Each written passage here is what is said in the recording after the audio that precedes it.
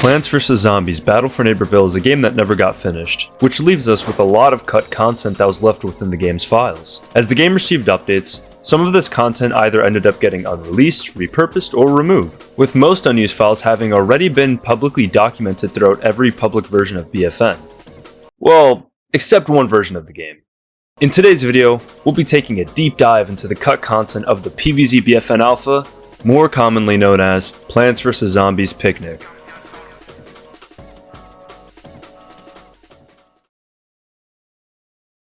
Before we begin, I just want to give a huge thanks to Gargos, Virjoinga, Imperfect, and Adam Barber for not only dumping the game, but also looking through the files alongside with me.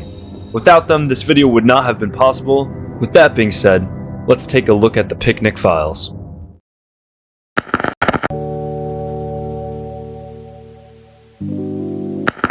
Wizard was the first new class we got after the launch of BfN. Surprisingly, he was left in the game's files during Picnic.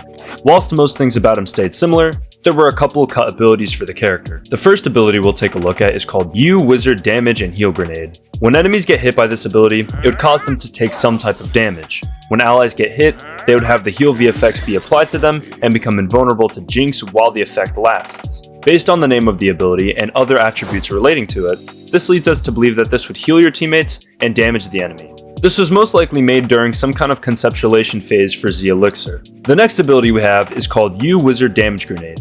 Unfortunately, not much is known about this ability, since when we try to export the buff data, Frosty Editor unfortunately crashes.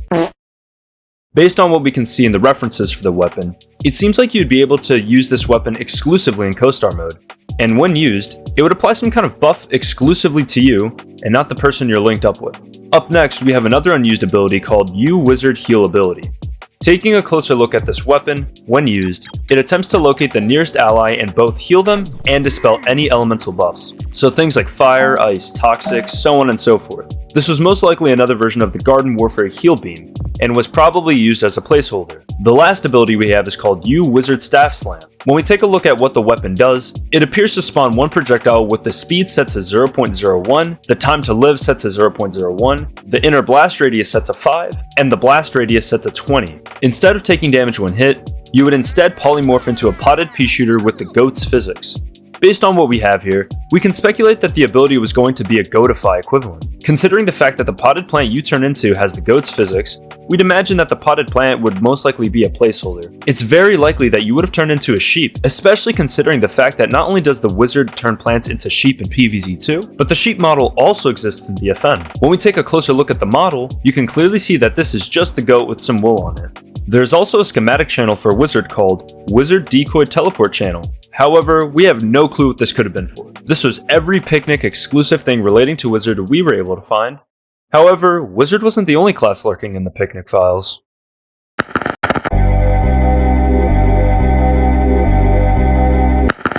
Iceberg Lettuce was also hidden within the Picnic files, which is really crazy to know that she was planned to be in the game from the very beginning. And I'd put an emphasis on the word beginning, because this is how she looked originally in the game's files. Not only were there 3 versions of her model, being small, medium and large variations of the character, but all 3 of these models appear to be sculpts, meaning they were most likely still within the conceptualization phase of her character design for BfN. As far as the weapons are concerned, there are some things to note. For starters, there's a Picnic exclusive ability for her called Iceberg Lettuce Flash Freeze Weapon. Not much is known about this weapon.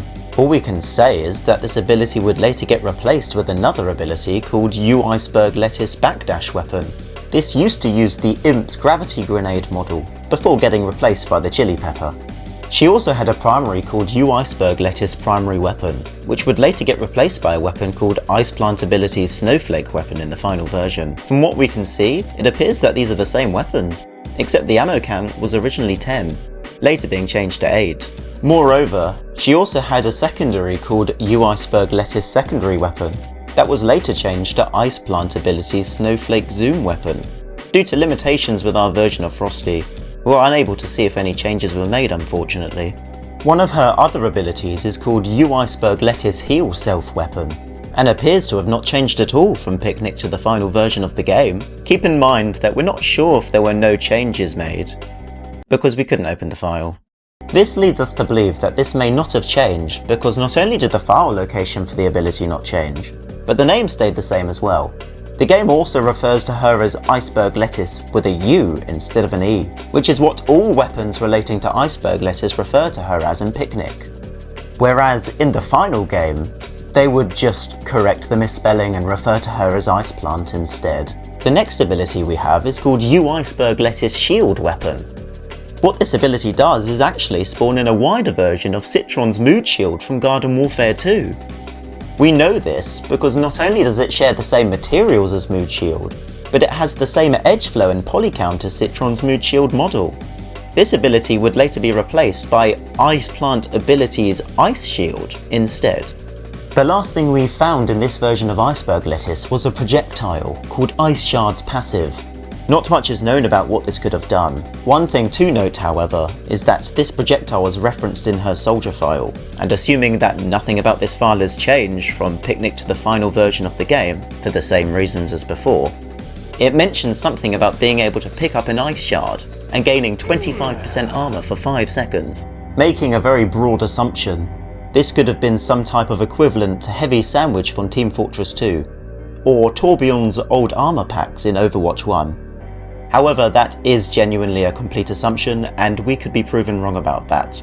And that about wraps it up for Iceberg Lettuce.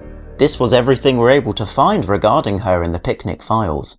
But don't worry, there are still more familiar faces left over that we're going to cover next.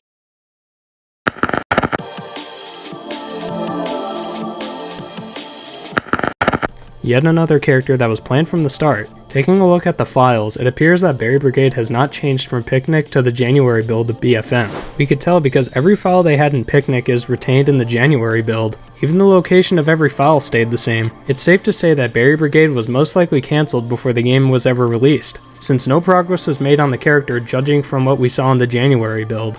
Again, I feel like it's worth mentioning that we could always be wrong and new information might come up. Unfortunately, that's all we have regarding Berry Brigade. Although, we still have one more class to take a look at.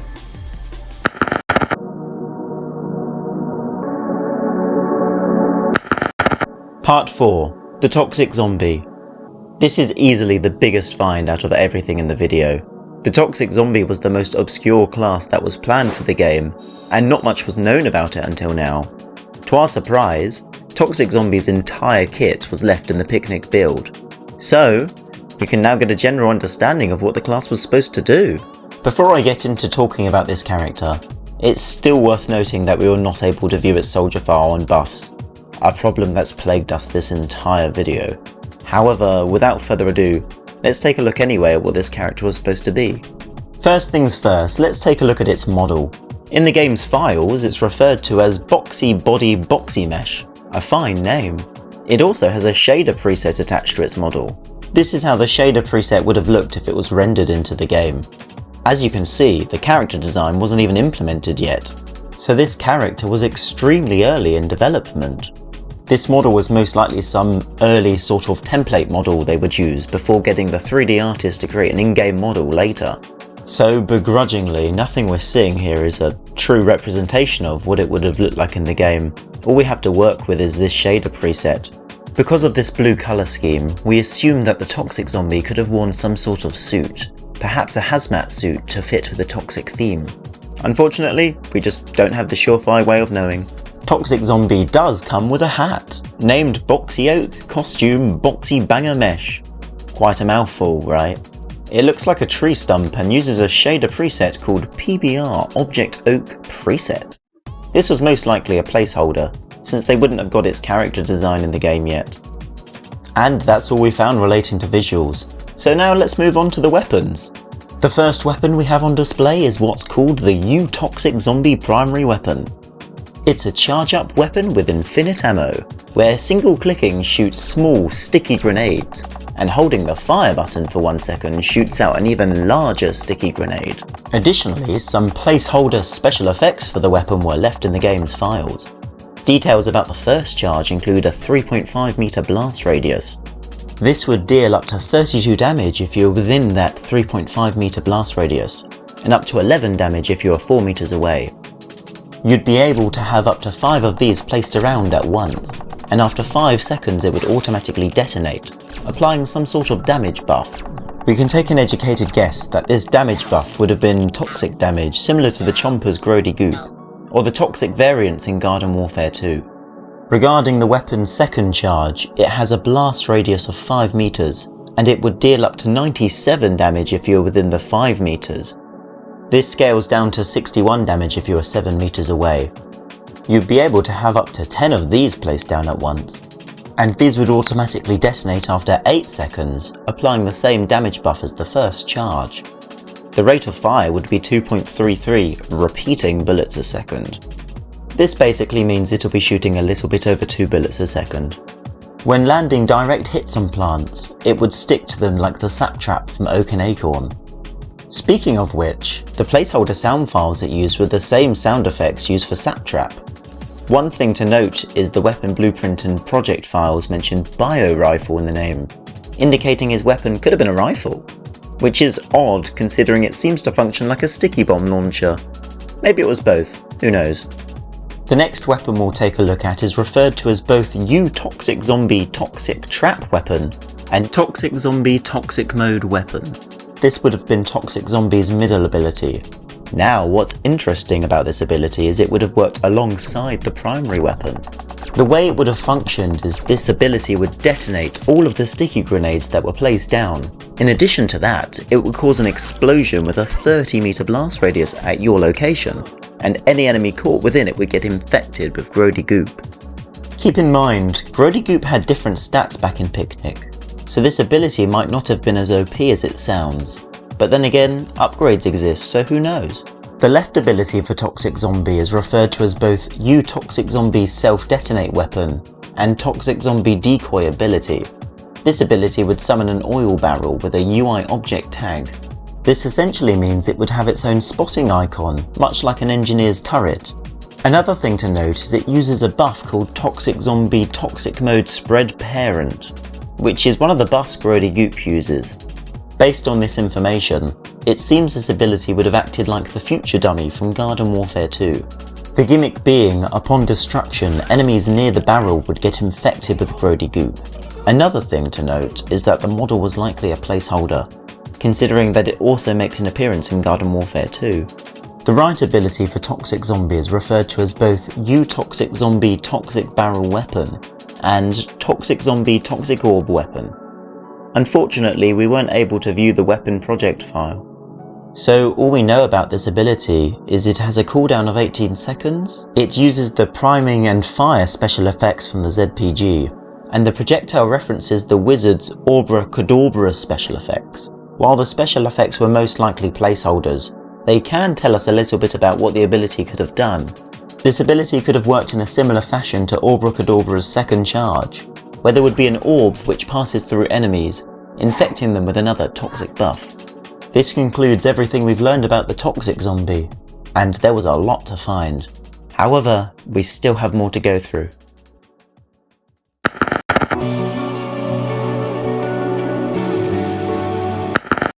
The first thing we'll take a look at is an unused Oak model that is called Oak White Box Default Banger Mesh.